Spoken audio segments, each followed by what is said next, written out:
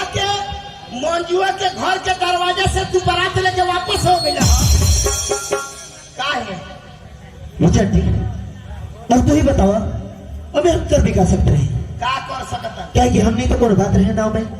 जो कुछ भी रहे हमारे बाबूजी और मंजू के बाबूजी के बात है। देखा रघु भैया देखा वो सब हम कुछ नहीं जाना तारा बाबूजी इतना ना लालची हवन बिना दान दहेज के तोहर बियाह एकरा घर में ना करी हम इस बात सही कह रहा हमरा कोई का मतलब बा कि तू बियाह करे के चाहबो तो बियाह हो सकता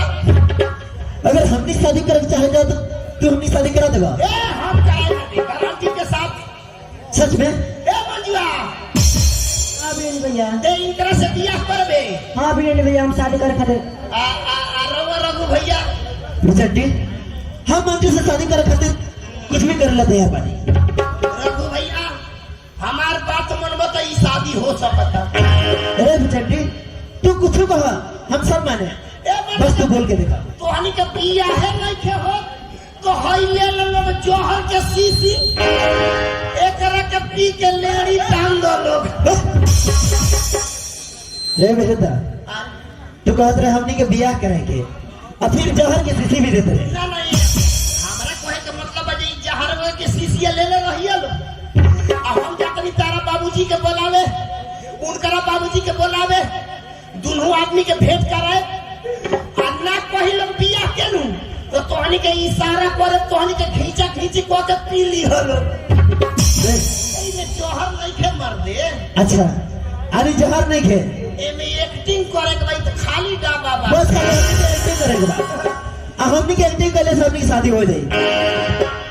ई तो गैस के दवाई हटे नी जान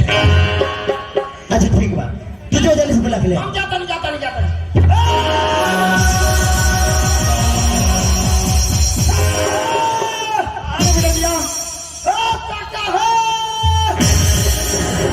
काहे चिल्लाई बड़े रे काहे चिल्लाई बड़े हाँ हम जब से देखले बानी तब से हमरा न कह दे बानी हमरा माथा खराब हो गइल बा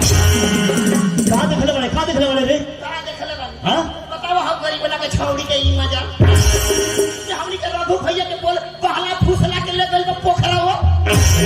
बड़ी मजाल चल हम पूछनी जे पोखरा में का करे जाता न सो तो इतना बड़का जोहर के शीशी देखावत रहल